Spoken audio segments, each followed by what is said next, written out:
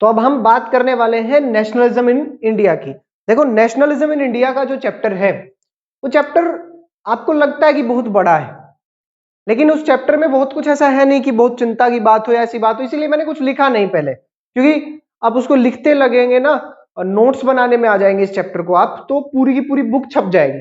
ये चैप्टर समझने का है, ये चैप्टर समझने का है किस तरह से कि देखिए, नेशनलिज्म की बात तो आपने पहले चैप्टर में भी की, सेकंड चैप्टर में भी की। आपने देखा कि यूरोप में तो नेशनलिज्म का मतलब था बर्थ ऑफ नेशन स्टेट्स, कि वो टुकड़ों में विभाजित थे, वो मिले, जैसे जर्मन यूनिफिकेशन की बात की गई, तो ऐसे कर करके वो एक देश बने। लेकिन यहां भारत में और इंडो चाइना में देखा जाए तो एक्चुअल में नेशनलिज्म की जो फीलिंग थी, फर्स्ट चैप्टर में एक बड़ी शानदार लाइन थी कि नेशनलिज्म में जो आपको कलेक्टिव आइडेंटिटी की बात की जाती, कि हम ये ना हो करके, ये ना हो करके हम सिर्फ ये हैं, कि हम हिंदू नहीं हैं, हम मुस्लिम नहीं है, हम सिख नहीं है, हम सबसे पहले भारतीय हैं। तो वो यूनिटी शुरू से नहीं आती है, वो बनानी पड़ती है। और वो बनाई कैसे गई इंडिया में? वो नेशनलिस्ट मूवमेंट के थ्रू बनाई गई। आपकी इंडिपेंडेंस की जो मूवमेंट थी, उसके थ्रू उस यूनिटी को बनाया गया। तो देखिएगा, आपका जो कहेंगे कि कॉलोनियल पीरियड जो था, कॉलोनियल पीरियड, वहीं से शुरुआत होती है नेशनलिज्म की आपके में स्प्रेड होने की। कैसे होगा वो हम इस पूरे चैप्टर में देखेंगे। आप इस चैप्टर में पढ़ने वाले हैं नॉन कोऑपरेशन मूवमेंट को, ठीक है, आप जो है उसके बाद सिविल डिसोबीडियंस को पढ़ेंगे। तो ये एकता, ये राष्ट्रीयता, ये राष्ट्रवाद लोगों में कैसे आया कि एक इंसान ने कहा कि सारा देश नॉन कोऑपरेशन फॉलो करेगा और पूरे देश ने उसको फॉलो किया। एक इंसान ने कहा कि हम अब इनके साथ सिविल डिसोबीडियंस यानी कि सविनय अवज्ञा आंदोलन की शुरुआत करेंगे और पूरे देश ने फॉलो किया। तो इस चैप्टर का शुरू का भाग उस व्यक्ति की फॉर्मेशन पे बात करता है, उस व्यक्ति के राइज पे बात करता है। So up to non cooperation movement, this chapter talks about the rise of Mahatma Gandhi. Mahatma Gandhi, अब हम देखते हैं कि महात्मा गांधी हैं कौन। थोड़ा सा इनके बारे में जानना जरूरी है। आप हेडिंग डालेंगे महात्मा गांधी, महात्मा गांधी, या आप लिख सकते हैं मोहनदास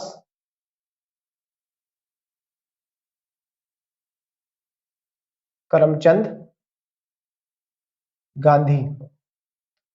इनका जन्म कब हुआ, क्या हुआ, वो सब हमें कोई लेना देना नहीं है, उससे हमें कोई लेना देना नहीं है कि पता चले कि हम गांधी जी पे शॉर्ट नोट लिख रहे हैं, गांधी जी यहां पैदा हुए, पोरबंदर में पैदा हुए, 1869 में पैदा हुए, उससे नहीं है। गांधी जी बैरिस्टर थे।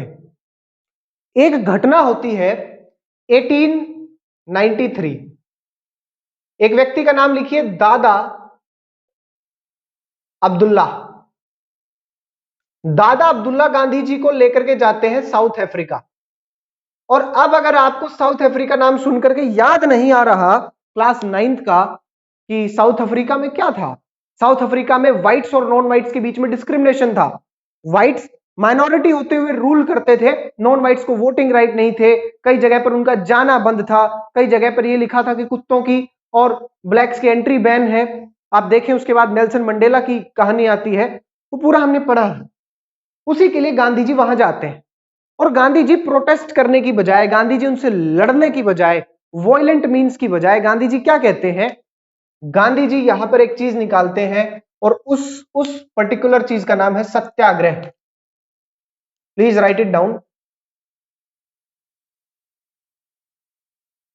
सत्याग्रह। सत्याग्रह, सत्याग्रह के थ्रू, यहां पहला सत्याग्रह गांधी जी ने कहां किया है? साउथ अफ्रीका में। याद रखिएगा, भारत में पहला चंपारण में, वो हम देखेंगे, लेकिन वहां पहला सत्याग्रह कहां पर है? साउथ अफ्रीका में। इस सत्याग्रह के थ्रू अंततः कुछ हद तक रिलैक्सेशंस मिली।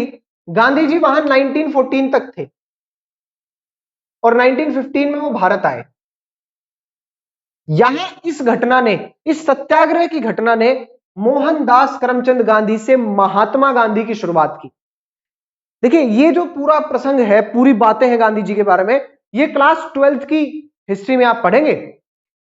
वहां एक हिस्टोरियन थे, उनका नाम लिखिएगा Chandran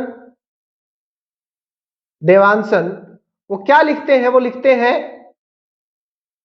south Africa, south Africa was the making of Mahatma. Very important line sir. अब क्या है, देखिए सत्याग्रह की डेफिनेशन को हम देखते हैं कि सत्याग्रह क्या है। बहुत इंपॉर्टेंट क्वेश्चन है, सत्याग्रह बहुत ज्यादा इंपॉर्टेंट है। इसकी डेफिनेशन को आप सीधा सीधा लिखिए और वही लिखेंगे जो मैं लिखवा रहा हूं, जो मुझसे पढ़ रहे हैं वो क्लियर कट यही लिखेंगे। A novel method of mass agitation,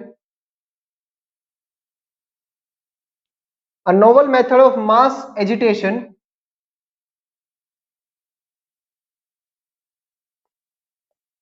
that emphasizes the power of truth and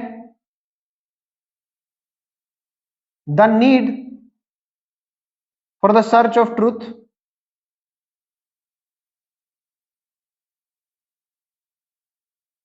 comma, suggesting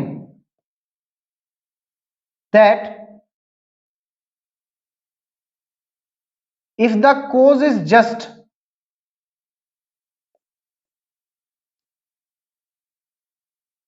and if the struggle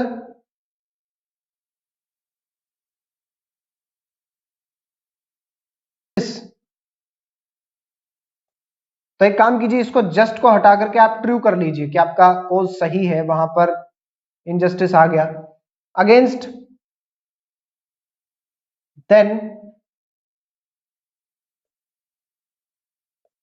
physical force is not required to fight the oppressor. A satyagrahi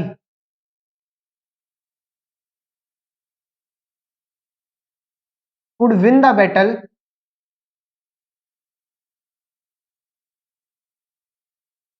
through non-violence by कैसे? appealing to the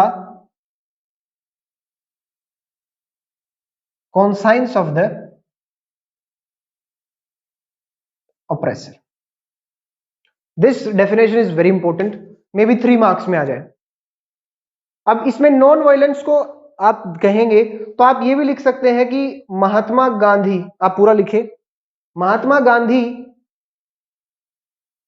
emphasized the non-violent means of struggle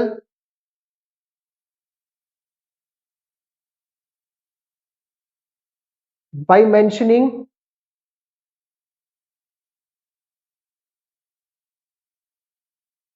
it, यानी कि bracket में आप लिखेंगे non violence as the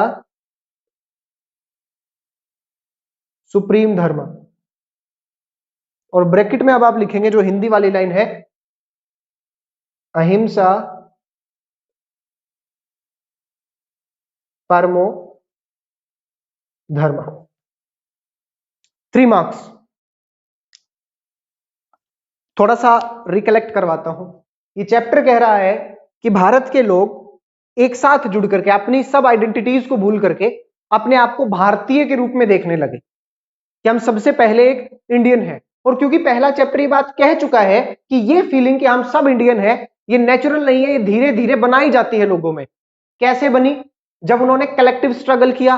बोला collective struggle कैसे किया? बोला एक ऐसा आदमी था जिसके कहने पे सारा देश एक साथ जुड़ जाता था। कौन था वो आदमी? बोला सर वो महात्मा गांधी जी थे। तो गांधी जी ने कैसे अपने आप को इस लेवल तक पहुंचाया?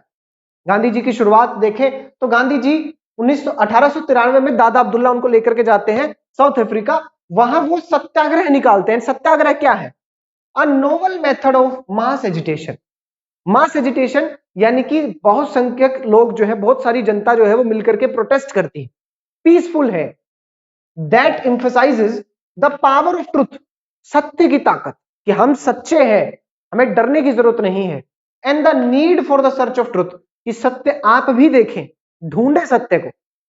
Suggesting that if the cause is true and the struggle is against injustice, then physical force is not required, कि अगर आपका कारण सही है, आप अन्याय के खिलाफ लड़ रहे हैं, तो आपको फिजिकल फोर्स की जरूरत नहीं है।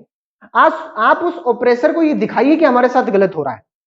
आप जब उसको नॉन वायलेंस के थ्रू उसको ये समझा देंगे, उसकी अंतरात्मा को ये बात मनवा देंगे, तब आप जीत जाएंगे। अहिंसा परमो धर्मा का उन्होंने बात किया, non violence as the supreme dharma. पर देखिए कुछ लोग जो है वो प्यार से नहीं समझते हैं, उनको प्यार की भाषा नहीं समझ पाते। अब जैसे तुम्हारे घर वाले तुम्हें कहे बेटा पढ़ लो, बेटा पढ़ लो, तुम्हारी मम्मी कहती होगी पढ़ लो बेटा, अब मम्मी पढ़ रहा हूं। लेकिन जब पापा तुम्हें कहते हैं कि मैंने सुना है तुम पढ़ नहीं रहे, और तुम कह रहे हो कि मैं तो किताबों में रहता हूं पूरे दिन, वो है। तो कभी कभी कुछ लोग प्यार से समझते नहीं है, और उन्हीं में से थे अंग्रेज। ये डेफिनेशन एज इट इज उतारे, बुक में है पर बुक में थोड़ी सी बिखरी हुई है, हमने इसको ऐसे किया। चंद्रन देवनासन लिखते हैं कि South Africa was the making of Mahatma. अब ये आदमी भारत आता है 1915 में। जब ये भारत आते हैं, उस समय भारत की कंडीशन क्या चल रही, भारत की क्या स्थिति चल रही है उस समय, एक बार उस स्थिति को देखें। लोग परेशान हैं। लोग क्यों परेशान हैं, आप इसमें हेडिंग डालेंगे कंडीशन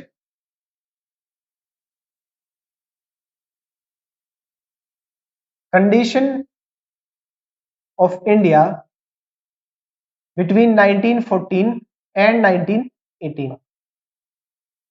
क्या कंडीशन है, आप इस कंडीशन को देखेंगे तो आप पाएंगे कि ब्रिटेन में क्या चल रहा है। ब्रिटेन में चल रहा है युद्ध, पूरा का पूरा यूरोप लड़ रहा है, भारत से भी बहुत सारे लोग गए। तो भारत से वो लोगों को लेकर के गए, तो जबरदस्ती उठा करके लेकर के गए, तुम हट्टे कट्टे दिखते हो, उठा लो इसको, वहां लड़ने के लिए भेज दो। तो पहली चीज आती है फोर्स्ड रिक्रूटमेंट। क्या है, फोर्स्ड रिक्रूटमेंट, जबरदस्ती सेना में भर्ती कर लेना, फोर्स्ड रिक्रूटमेंट। ये खासकर पंजाब के रीजन से हुई, याद रखना ये बहुत काम आएगा। दूसरा क्या है, जब लड़ाई होगी तो इकोनॉमिक लॉसेस होंगे, तो वहां पर इकोनॉमिक लॉस हो रहे थे ब्रिटेन में, तो ब्रिटेन ने अपने इकोनॉमिक लॉस को भारत से पूरा करने की कोशिश की। उन्होंने यहां पर क्या किया, उन्होंने कस्टम ड्यूटी तो बढ़ा दी और इनकम टैक्स को इंट्रोड्यूस कर दिया। इनकम टैक्स किस वर्ष में इंट्रोड्यूस किया गया, ये आप फाइंड आउट करें, ठीक है, कमेंट करके मुझे बताएंगे। ये स्थिति चल रही है। भारत में क्या और गड़बड़ हुई, भारत में गड़बड़ हुई एपेडेमिक, कुछ ऐसी बीमारियां फैली, प्लेग जैसी बीमारियां फैली, कि भारत में यह हुआ कि एक एस्टिमेट के अनुसार 12 से 13 मिलियन लोग मारे गए। 1921 में हमें बात पता चली जब सेंसस हुआ कि 12 से 13 मिलियन लोग मारे गए इस दौरान। ये परेशानी चल रही भारत में, भारत की कंडीशन देखो। और एक और घटना है, देखो ये आपने देखा कि आम जनता सोशल लेवल पे, ठीक है, ये आपने देखा हेल्थ के लेवल पे, ये आपने देखा इकोनॉमी के लेवल पे, लेकिन एक और घटना है, एक और चीज है, वो बुक में नहीं है। और वो घटना क्या है, वो घटना है साहब 1915 की, 1915 ब्रिटिश एक एक्ट पास करते हैं, और वो है defence of India Regulations act. युद्ध के दौरान भारत में विरोध हो, आप सोचिए कि अंग्रेज लड़ रहे हैं और यहां पर एक भयानक क्रांति हो जाए। अंग्रेज बहुत सारे थोड़ी थे यहां पे, भारत के सभी लोग अपने हाथों में जो है हथियार उठा लें और उसके बाद अंग्रेजों को मार दे, खत्म। बोला इसीलिए क्या किया गया, Defence of India Regulations Act लाया गया। ऑल सिविक लिबर्टीज सबको सस्पेंड कर दिया गया, right to freedom of speech को सस्पेंड कर दिया गया, आप असेंबली नहीं कर सकते। आप देख रहे आपातकाल जैसी स्थिति यहां पर लगा दी गई। तो कुछ कंडीशंस थी इसमें, क्या, फ्रीडम ऑफ स्पीच नहीं है अब आपके पास, इसके अलावा आप असेंबली नहीं कर सकते, 3 से ज्यादा लोग इकट्ठा नहीं हो सकते, इसके अलावा कि अब इस दौरान अगर किसी व्यक्ति के ऊपर संदेह होता है शक होता है कि ये भारत से ये जो है अंग्रेजों के खिलाफ है, तो उसको उठा करके तुरंत जेल में डाल दो, कोई उसके ऊपर केस वेस चलाने की जरूरत नहीं है। ये defence of India Regulations act याद रखिएगा, बहुत इंपॉर्टेंट है, मैं बताऊंगा इसको आगे और तब आपको इसको याद रखना है। ये पॉलिटिकल, तो ये सोशल, ये इकोनॉमिक, ये हेल्थ से रिगार्डिंग और ये पॉलिटिकल, यानी कि भारत हर तरीके से जूझ रहा था। ऐसी स्थिति में 1915 में, जनवरी 1915 में भारत आते हैं महात्मा गांधी। महात्मा गांधी को लोग, बड़े लोग ही जानते थे, आम जनता को नहीं पता था इतना। बड़े लोग भी इसलिए जानते थे कि साउथ अफ्रीका में महात्मा गांधी ने कुछ किया है। अब जो घटना मैं पूरी बताने वाला हूं वो घटना क्लास 12th में है, क्लास 10th में नहीं है। महात्मा गांधी भारत आए। महात्मा गांधी के राजनीतिक गुरु थे गोपाल कृष्ण गोखले। गोपाल कृष्ण गोखले ने कहा कि तुम्हें यहां कोई जानता नहीं है, तुम एक बार लोगों से अपनी पहचान बनाओ। 1916 में गांधी जी की पहली पब्लिक अपीयरेंस होती है, बनारस हिंदू यूनिवर्सिटी की ओपनिंग। बड़े बड़े लॉयर्स, फिलेंथ्रोपिस्ट, बड़े बड़े लोग वहां पर थे। गांधी जी ने वहां जाकर के एक स्पीच दी और उस स्पीच ने पूरा का पूरा गेम बदल दिया। उस स्पीच के बाद भारत के आम लोगों को यह लगा that Gandhi has a great sympathy for the poors. Gandhi ने कहा कि आप, हम जो अमीर यहां बैठे हैं, इनसे ज्यादा चिंता हमें इस बात, मुझे इसकी चिंता इस चीज की है कि वो लाखों करोड़ों लोग जो गरीब हैं वो यहां नहीं है। गांधी जी ने और आगे इस चीज को बढ़ाते हुए कहा कि जब तक हम सब पैसे वाले जो लोग हैं, हम अपने आभूषणों को उतार करके उन गरीब लोगों के लिए नहीं दान कर देते, तब तक भारत के लिए कोई सेल्वेशन नहीं है, कोई मुक्ति नहीं है। यहां आभूषण से मतलब ये नहीं है कि आपने गहने उतार के दे दो, वहां मतलब है कि हम जो कर सकते हैं उनके लिए वो। तो तब तक क्या था, ध्यान से देखिएगा, इस गांधी जी की स्पीच ने बदलाव क्या लाया। तब तक देशवासियों को लगता था कि जो नेशनलिस्ट मूवमेंट है ये बड़े लोगों का चोचला है, पढ़े लिखे लोगों का चोचला है, क्योंकि कांग्रेस बनी थी 1885 में, तब से चल रहा है। लेकिन गांधी की इस स्पीच ने बदल दिया। लोगों को लगा कि गांधी जी को जो है हमसे बड़ी जो वो है। अब घटना क्या होती है, जब गांधी इस तरह से फेमस हुए तो गांधी को तीन ऐसे मौके मिले जहां से गांधी की पॉपुलैरिटी बढ़ी। और उन तीनों का नाम अब हम देखेंगे, आप कंफ्यूज होते हैं उनमें। सबसे पहले है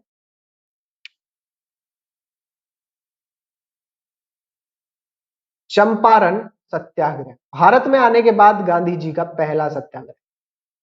गांधी जी का पहला सत्याग्रह कहां पर है, साउथ अफ्रीका में, लेकिन भारत में पहला सत्याग्रह चंपारण में। देखिए चंपारण 1916 डेट दे रखी है आपकी, लेकिन 1917 में हुआ था एक तरीके से। इसको देखो, दिसंबर 1916 लखनऊ सेशन। चंपारण सत्याग्रह को अगर आपको पूरा जानना है तो चंपारण सत्याग्रह के लिए क्लास 12 इंग्लिश की बुक है फ्लेमिंगो। फ्लेमिंगो का एक चैप्टर है इंडिगो, छोटा सा चैप्टर है, प्यारा सा चैप्टर है, पूरा का पूरा चंपारण सत्याग्रह उसमें डिस्कस किया गया है बहुत अच्छे से। घटना देखिए, लखनऊ सेशन 1916, चंपारण में माफ कीजिएगा, दिसंबर 1916 का लखनऊ सेशन, गांधी जी वहां थे। चंपारण से, जो कि बिहार में है, वहां से एक व्यक्ति, एक किसान जिसका नाम था राजकुमार शुक्ला, वो वहां गया हुआ था अपनी प्रॉब्लम के बारे में बात करने के लिए। और वो प्रॉब्लम क्या थी, वो प्रॉब्लम थी Indigo share cropping. Indigo share cropping pattern.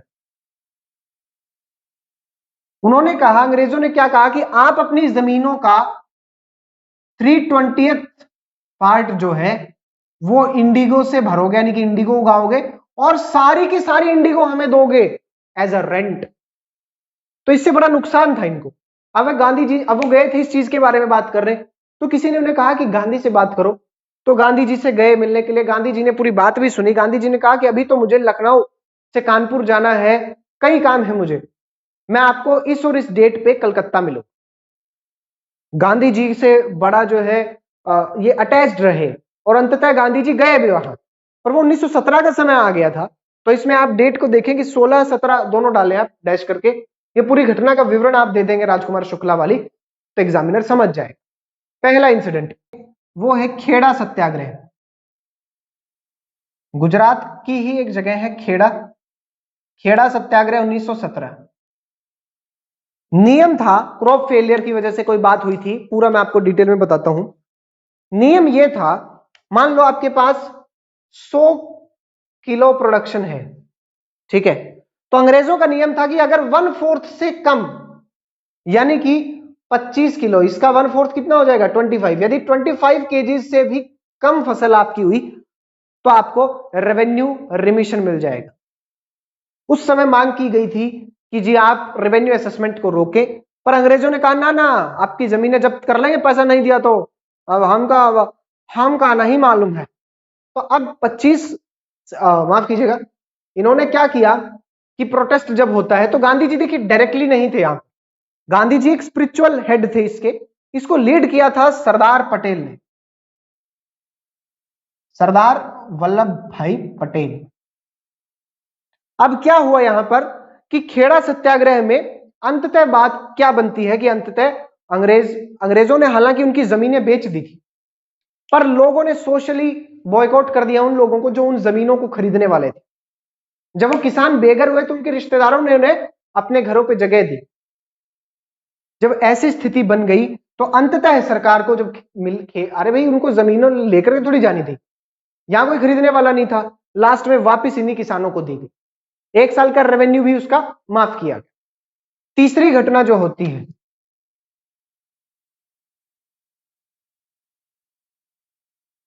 Ahmedabad सत्याग्रह, मिल वर्कर्स की बात चल रही थी।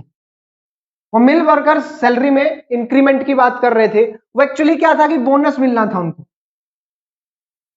मिल वर्कर बोनस चाहते थे, लेकिन मिल का मालिक बोनस नहीं देना चाहता। साथ ही साथ वो 50% अपनी सैलरी में इंक्रीज मांग रहे थे, मिल ओनर 20% पे था, लेकिन अंततः 35% पे इनका सेटलमेंट हुआ। आपको ये सब नहीं लिखना, आपको पता होना चाहिए कि क्या हुआ है, पूरा बुक में नहीं दिया, लेकिन ये चंपारण, ये खेड़ा, ये अहमदाबाद सत्याग्रह, इनके थ्रू आपको पता होना चाहिए कि क्या क्या हुआ था। अब आप लिखेंगे वो जो बुक में, सिंपल। यहां से गांधी जी की एक इंपॉर्टेंट इंप्लीकेशन क्या थी, महात्मा गांधी की पॉपुलैरिटी बहुत बढ़ गई, वो बहुत जाने जाने लगे थे लोगों के बीच में। अब एक घटना होती है जो गांधी जी को और ज्यादा पॉपुलर करेगी, उसको हम देखेंगे, इसको हाईलाइट करके रखिए, defence of India regulation act. अब देखिएगा एक घटना होती है, मार्च 1919, जगह है इंपीरियल लेजिस्लेटिव काउंसिल। देखिए मार्च, अंग्रेजों में क्या गड़बड़ थी कि पहले जब फर्स्ट वर्ल्ड वॉर में वो लेके गए भारत से लोगों को, तो उन्होंने कहा कि हम आपको ऑटोनॉमी देंगे, हम आपको जो है पॉलिटिकल ऑटोनॉमी की बात की कि हाँ आप अपने आप को खुद रूल कर पाएंगे, तभी भारतीयों ने उनका साथ दिया था। पर जो defence of India Regulations act के तहत उनको मजा आया कि भारतीयों को दबा दो, तो उन्होंने इंपीरियल लेजिस्लेटिव काउंसिल, देखिए दो चीजें थी, इंपीरियल लेजिस्लेटिव असेंबली जो आज की लोकसभा है, इंपीरियल लेजिस्लेटिव काउंसिल जो राज्यसभा है भारत में। अब देखो इसमें क्या होता है, दो बिल आए, एक बिल पास नहीं हुआ, लेकिन एक बिल पास हुआ। वो बिल क्या था, वो था defence of India Regulations act का एक्सटेंशन, और उसका नाम क्या था, उसका नाम था anarchical and revolutionary crimes act 1990, जिसको आप जानते हैं रोलेट एक्ट के नाम से। तो यह बात याद रखिए कि रोलेट एक्ट का वास्तविक नाम वो था anarchical and revolutionary crimes act 1919। Rowlatt act क्यों बोला जाता है, क्योंकि एक व्यक्ति जिसका नाम था सर सिडनी रोलेट, उसकी अध्यक्षता में एक कमेटी बनाई गई, और उस कमेटी ने ये सिफारिशें दी थी कि भारत में सिडिशियस कॉन्स्पिरेसी, अलगाववादी षड्यंत्र, अरे अलगाववादी षड्यंत्र भारत में कैसे होगा, हमारा देश साले तुम लोगों ने कब्जा कर रखा है, तुमसे छुटाने के लिए हम काम करेंगे, तो क्या लिखोगे तुम, सिडिशियस कंस्पिरेसी। तो इन्होंने सजेशन दिया, इन्होंने अपनी रिपोर्ट में कहा कि defence of India Regulations act के प्रोविजंस को परमानेंट कर दिया जाए। और वो क्या प्रोविजंस थे, वो प्रोविजंस थे विदाउट ट्रायल, आप लोगों को अरेस्ट करें और उन लोगों को आप जो है बाहर डिपोर्ट करते हैं, अंडमान निकोबार भेज दें। इस तरह की बातें की गई। इसके साथ साथ सिविल लिबर्टी को हटा दिया गया, फ्रीडम ऑफ स्पीच को हटा दिया गया, हैबियस कॉर्पस जो एक रिट थी उसको हटा दिया गया। किसी भी मामले में अपील के लिए हाई कोर्ट के 3 जजेस की एक बेंच होगी, दैट्स इट। उससे नीचे कुछ नहीं, उससे ऊपर कुछ नहीं। ये था, लेकिन आप में केवल 2 साल वाला पॉइंट दिया गया है, तो आप रोलेट एक्ट को लिखेंगे। गांधी जी ने क्या कहा इसको? इस रोलेट एक्ट को कहा गांधी जी ने ब्लैक एक्ट, और गांधी जी ने इसके खिलाफ प्रोटेस्ट किया। और उस प्रोटेस्ट में क्या उन्होंने निर्णय लिया? अब रोलेट सत्याग्रह की बात करें तो 6 अप्रैल को शुरू किया गया। अब इसके नोट्स बनाने लग जाओगे तुम पूरा बुक छाप दोगे। क्या होता है 6 अप्रैल को? गांधी जी एक नेशन वाइड सत्याग्रह शुरू करते हैं against the proposed Rowlatt Act, ये रोलेट एक्ट के खिलाफ। क्या हुआ? अब 6 अप्रैल को शुरुआत होती है और शांति प्रिय तरीके से था शुरू में, तो कि हम फास्ट रखेंगे, हम धरना प्रदर्शन करेंगे, दैट्स इट। लेकिन अब गड़बड़ क्या हुई कि कई जगह पे मिलिटेंट यानी कि वॉयलेंस हो गया, कई जगह पे वॉयलेंस। और उन वॉयलेंस में बॉम्बे, कलकत्ता, अहमदाबाद तो था ही था, लेकिन पंजाब बहुत ज्यादा था। अब पंजाब में गड़बड़ क्यों थी, यह बात याद रखिएगा। पंजाब से सबसे ज्यादा लोग लिए गए थे फर्स्ट वर्ल्ड वॉर में। पंजाबियों को लग रहा था कि जब हम लौट के आएंगे तो हमें कुछ मिलेगा, युद्ध किया है इन लोगों के लिए, कुछ देंगे। पर उनको मिला क्या? Instead of getting any kind of rewards, they got what? Rowlatt Act. तो ये थे ब्रिटिशर्स की, देखिए ब्रिटिशर्स की असली हैसियत यहां से पता चल गई थी कि वो कितनी अपनी बात को रखते हैं। इसलिए सेकंड वर्ल्ड वॉर में ब्रिटिश का तो हमें समर्थन बिल्कुल नहीं करना चाहिए, लेकिन वहां भी हम चूक गए। देखिएगा अब क्या होता है कि पंजाब जो है, वहां से लोगों को जब भी मिला तो प्रोटेस्ट हुए, वॉयलेंस हुआ। एक घटना होती है 9 अप्रैल को, 9 अप्रैल 1919, अमृतसर से डॉक्टर सतपाल एंड सैफुद्दीन किचलू, इन 2 लोगों को अरेस्ट कर लिया जाता है बिना किसी काम के। ये चार्जेस कि आपने जो है रेवोल्यूशनरीज को जो है एड्रेस किया था, और इनको उठा करके एक ऐसी जगह भेज दिया जाता है जो किसी को नहीं पता। जब लोगों को ये दिखा कि उनके 2 लीडर्स को उठा करके और इस तरह से अंग्रेज ले गए, तो 10 तारीख को वॉयलेंस हुआ। 10 तारीख को वॉयलेंस हुआ, और 10 तारीख की इस वॉयलेंस में ऐसा माना जाता है कि बहुत सारे लोग मरे, लेकिन 5 पुलिसमैन मारे गए अंग्रेज। लेकिन एक घटना और हुई जिस घटना से हमें बहुत कुछ सीखना चाहिए। एलिजिडली ये कहा गया कि एक इंग्लिश मिशनरी यानी कि धर्म प्रचारक मार्सेला शेरवुड ये पंजाब में थी। ऐसा कहा गया कि इन प्रोटेस्टर्स ने साइकिल पे जब ये जा रही थी तो एक गली में उनको रोक करके इनको पीटा गया। ध्यान से देखिएगा अंग्रेजों ने क्या किया। जब मार्सेला शेरवुड को पीटा गया, ये एलिजिडली कहा गया, तो अंग्रेजों ने मार्शल लॉ इंपोज किया वहां पर। और भी कारण थे, वो दिखा रहे थे कि एजिटेशन बहुत बढ़ गई, लेकिन इस घटना का उन्होंने क्या बदला लिया आपको पता है?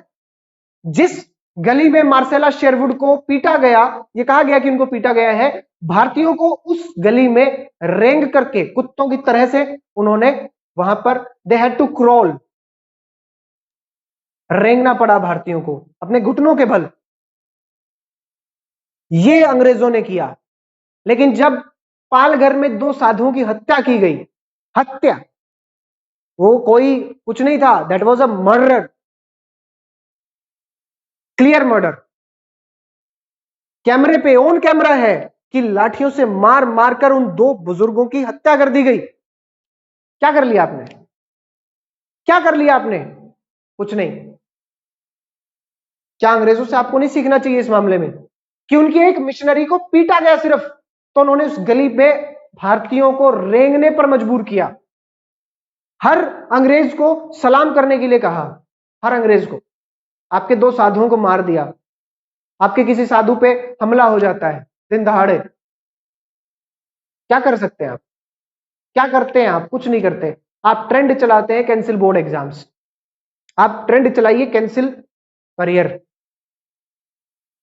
क्योंकि आप देखिए स्टूडेंट्स बहुत कुछ कर सकते हैं पीसफुली, मिलिटेंट नहीं, वायलेंट नहीं, पीसफुली। कितने आप में से कितने लोगों ने प्रोटेस्ट मार्च निकाले, कैंडल लाइट मार्च निकाले साधुओं के लिए? कितने लोग आप में से जंतर मंतर पे जाके बैठे? कितने लोगों ने भूख हड़ताल की कि जब तक न्याय नहीं होगा हम मर जाएंगे? पंडित जवाहरलाल नेहरू 1952 में इलेक्शन जीतते हैं, 16 स्टेट्स, भारत के अंदर हर स्टेट में कांग्रेस की सरकार, केंद्र में 489 में से 364 सीटें उनके पास लोकसभा में, prime minister Nehru full majority में। आंध्र प्रदेश में कांग्रेस के ही एक लीडर पोटी श्रीरामुलु इनफाइनाइट उस पे बैठ गए फास्ट पे कि आंध्र प्रदेश अलग नहीं हुआ तब तक मैं खाना नहीं खाऊंगा। 56 डेज ही डाइड। नेहरू को झुकना पड़ा। आंध्र प्रदेश लैंग्वेज के आधार पे पहला देश बना। क्या नहीं कर सकते स्टूडेंट्स? गुजरात मूवमेंट, कांग्रेस की सरकार, कांग्रेस के मुख्यमंत्री को रिजाइन करना पड़ा। और उसके बाद जब बिहार मूवमेंट आई तो इतना नीचे उन लोगों ने सरकार को इतना नीचे कर दिया, इतना झुका दिया इंदिरा गांधी को कि उन्हें अपने बचाव के लिए अंततः इमरजेंसी का सहारा लेना पड़ा। और 1977 में Indira Gandhi sitting prime minister को चुनाव हार गई। This is the power of students. Non violence. आपने ना कोई प्रोटेस्ट किया, आपने ना कोई उन लोगों के लिए ट्रेंड चलाया। कितने लोगों ने भारत के अंदर जो है, आप एक बात देखिएगा, आप कलेक्टिवली उन लोगों के लिए आवाज उठाते हैं। और याद रखिएगा, आपने उनके लिए आवाज नहीं उठाई, एक समय ऐसा आएगा जब आपके लिए आवाज नहीं उठाने वाला हो। वो एक आता है ना कि पहले वो उनके लिए आए, मैंने कुछ नहीं बोला क्योंकि मेरे लिए नहीं आए थे। फिर वो उनके लिए आए, फिर मैंने कुछ नहीं बोला। फिर वो उनके लिए आए, तब भी मैंने कुछ नहीं बोला। इस बार वो मेरे लिए आए, लेकिन अब कोई बोलने वाला बच्चा ही नहीं था, तो आपने कुछ नहीं किया। आप ये देखें कि एक मिशनरी को एलिजिडली पीटा गया, इस बात पे अंग्रेजों ने क्या बदला लिया? कुछ नहीं किया आपने। यूएस ने, मैं आपको बताऊं, यूएस ने जापान के ऊपर न्यूक्लियर बॉम्ब्स ड्रॉप किए। उसके बाद इन लोगों ने एक एग्रीमेंट साइन किया और जापान को इन्होंने डीमिलिटराइज्ड किया कि आप मिलिट्री नहीं रखेंगे, आपको हम प्रोटेक्शन देंगे। न्यूक्लियर अंब्रेला दिया कि आप पे न्यूक्लियर अटैक होने की स्थिति में हम संभालेंगे। यूएस ने प्रेशर डाला जापान पे। जापान के पास जो है नेचुरल, आप देखें ऑरेंजेस को लेकर के, जापान में ऑरेंजेस मीठे नहीं होते उतने। यूएस ने कहा कि आप हमसे लो। प्रेशराइज्ड जापानीज गवर्नमेंट ने लिए, उनके डीलर्स ने लिया। उन्होंने सोचा कि हम प्रॉफिट कमाएंगे, लेकिन लोगों ने जब ये देखा कि these oranges are from us, तो उन लोगों ने अपने ऑरेंजेस को प्रेफर किया, उस तरफ देखा भी नहीं, तो सारे सड़ गए। डीलर्स ने लेना ही बंद कर दिया यूएस से। आप क्या कर रहे हैं देश के लिए? आप भी तो देखें कितने बड़े देशभक्त हैं आप क्या देशभक्ति सिर्फ इंडियन आर्मी दिखाएगी रोज सीने पे गोली खाते हुए? आपका कोई फर्ज नहीं बनता है। ना आप यहां कुछ कर पाए, ना आप यहां कुछ कर पाए। आपके कॉलोनाइजर्स, आप उनसे चीजों को खरीदते हुए प्राउड फील करते हैं कि फलाने ब्रांड का है। बड़ी अजीब बात है, घोर विडंबना। मारा गया, मार्शल लॉ को इंपोज किया गया और एक व्यक्ति देखेगा उस समय। अब घटना समझिए, पंजाब की स्थिति क्या है। पंजाब में दो व्यक्ति हैं इस समय। पंजाब में वहां के लेफ्टिनेंट गवर्नर हैं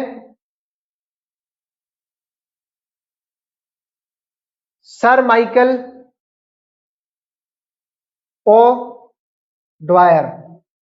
और वहां पर मार्शल लॉ इंपोज करने के बाद वहां आर्मी भेजी गई जब, तो उस आर्मी को लीड कर रहे थे,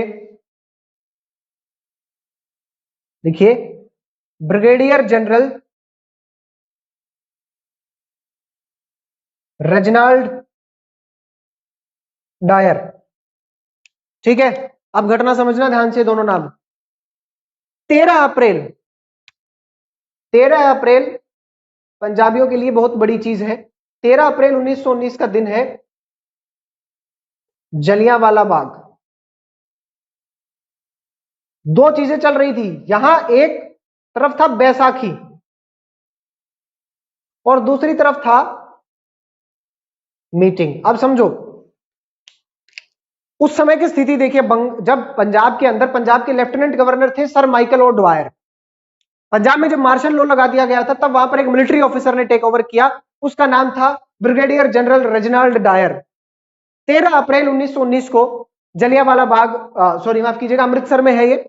अमृतसर में उन्होंने क्या कहा ब्रिगेडियर डायर ने, इन्होंने कहा कि आप कोई भी व्यक्ति आज बिना पास के इधर उधर नहीं घूमे, पहली चीज। दूसरी कि आप 3 से ज्यादा लोग कहीं भी इकट्ठा नहीं होंगे। आम आदमियों को पता नहीं था, वो साइड के गांव से दूर से आकर के, क्योंकि कलेक्टिवली मिलकर के मनाया जाने वाला त्योहार था, वो जलियांवाला बाग में पहुंचे। लगभग 20,000 लोग थे, बैसाखी मनाने के लिए आए थे मेजोरिटी लोग। कुछ लोग वहां मीटिंग करने आए थे, रेवोल्यूशनरीज थे।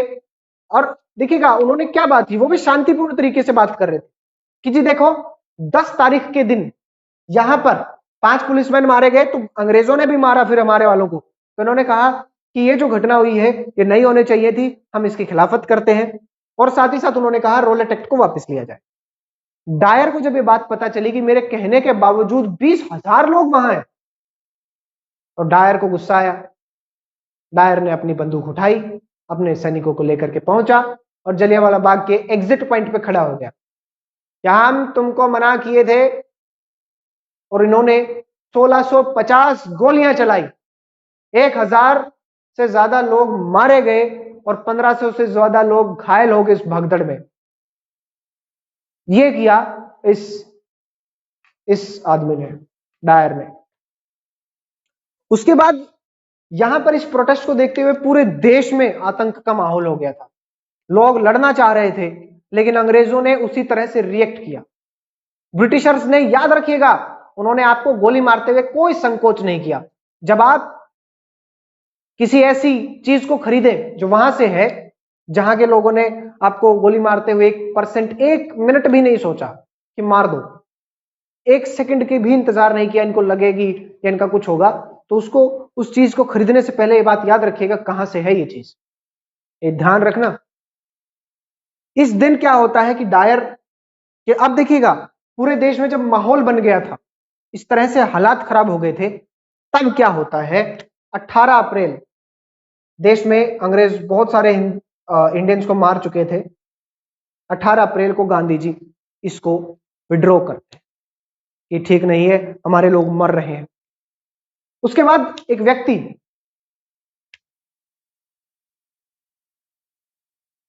सरदार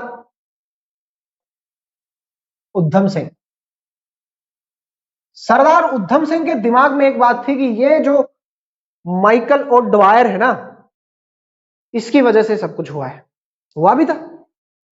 तो सरदार उधम सिंह ने इस माइकल ओ ड्वायर को मारा था, याद रखना, डायर को नहीं मारा था। Sardar Udham Singh killed the lieutenant governor of Punjab sir Michael O'Dwyer, not the brigadier general Reginald Dyer, याद रखना। सरदार उधम सिंह ने इनको मारा। 1940 में उधम सिंह जी को जो है फांसी दे दी गई, और दुखद बात है 1974 में उनकी अस्थियां भारत को वापस दी गई थी। देखिए अब क्या होता है कि इसके फेल होने के बाद सभी लोग बड़े आहत थे, अंग्रेजों का एक क्रूर रूप देख चुके थे। लेकिन उस समय हमें एक ऐसी लीडरशिप की जरूरत थी जो भारत के लोगों को, वो कहते हैं ना कि इतनी प्यार मोहब्बत का टाइम नहीं था, प्यार मोहब्बत का टाइम नहीं था वो, कि आप प्यार से समझाएं, सत्याग्रही उनकी कौन सा मारो। लेकिन उस टाइम पे लीडरशिप ऐसी नहीं थी कि मारे। तो गांधी जी ने क्या किया, अब एक घटना होती है। गांधी जी अब एक बात कहते हैं, अपनी एक बुक थी उनकी हिंद स्वराज, वेरी इंपॉर्टेंट, हिंद स्वराज 1909 में उन्होंने एक बात कही कि ब्रिटिश राज जो है वो भारत में इसलिए है क्योंकि हम उनको कोऑपरेट करते हैं। अगर इंडियंस कोऑपरेट ना करे तो 1 साल के अंदर अंदर ब्रिटिश रूल खत्म हो जाएगा। सच्चाई भी थी। क्या यहां पर 50 लाख ब्रिटिश थे? नहीं, भारतीय लोग थे, भारतीय लोग सेना में थे उनकी। देखिएगा क्या हुआ, सरदार उधम सिंह की बात आती है, हिंद स्वराज वाली बात आती है, तो क्या हुआ, इन्होंने कहा कि जी अब हमें ऐसा करना है कि पूरे देश को साथ लेना है किसी तरह से। हिंदू मुस्लिम को साथ लेकर के गांधी जी लड़ना चाह रहे थे। अब घटना होती है ओटोमन टर्की, ओटोमन एम्पायर था पहले, टर्की बहुत बड़ा था, उसको पूरा समझने लग गए तो बहुत ही टाइम लग जाएगा। ओटोमन एम्पायर था, इस ओटोमन एम्पायर में जो रूलर होता था वो होता था खलीफा। खलीफा, ये स्पेलिंग तो नहीं भूलोगे तुम, और ये है करेक्ट स्पेलिंग खलीफा। आप इसको कई लोग कैलिफेट पढ़ेंगे, खैर अंग्रेजी है ही ऐसी भाई। ये खलीफा है, तो देखिएगा ये जो खलीफा है, मुसलमानों के लिए खलीफा उनका स्पिरिचुअल हेड होता है, पूरे वर्ल्ड का स्पिरिचुअल हेड, मुस्लिम वर्ल्ड का स्पिरिचुअल हेड है। ओटोमन तुर्की के ऊपर ब्रिटिशर्स ने जब ओटोमन तुर्की को हराया तो उनको कहा कि अब ना होगा, देखो अब तो जो है खलीफा जी टाइम आ गया, अब आपको जाना पड़ेगा, पता करेंगे आप। एक मैं आपको टास्क देता हूं कि who was the Khalifa at that time. जब ये बात हुई तो खलीफा को हटाने की बात आई, और खलीफा को हटाने की बात सुनकर के जब पता चला कि ब्रिटिशर्स एक ऐसी ट्रीटी करने वाले हैं जिससे खलीफा की पावर्स खत्म हो जाएंगी एक तरीके से, तब सारी दुनिया के मुस्लिम्स साथ जुड़ने लगे। तब खिलाफत कमेटी बनती है भारत में। खिलाफत कमेटी बनती है और किस ईयर में बनती है ये पता करेंगे, वेरी इंपॉर्टेंट। मैंने अभी आपको दे दिया है, अभी पॉज करके, अभी गूगल ऑन करके, आपकी बुक में है वैसे, बुक को साथ रखें तो बुक में लिखा हुआ है हाईलाइटेड। ऐसे छोटे छोटे जब मैं काम करता हूं ना कि तो मैं बीच में बता देता हूं कि देख रहा है कहां है, तो उसका कारण ये नहीं है कि मुझे पता नहीं है, मतलब इतना लिख रहा हूं मुझे एक डेट याद नहीं रहोगी क्या, उसका कारण ये होता है कि तुम जैसे ही ऐसे फाइंड आउट करते हो ना तो याद रहती है पेपर में, अरे खिलाफत, अरे यार वो खुद ही पता करवाए थे, देखो ये याद हो जाएगा। खिलाफत कमेटी बनती है और शौकत अली एंड मोहम्मद अली, दो भाई इसको लीड करते हैं।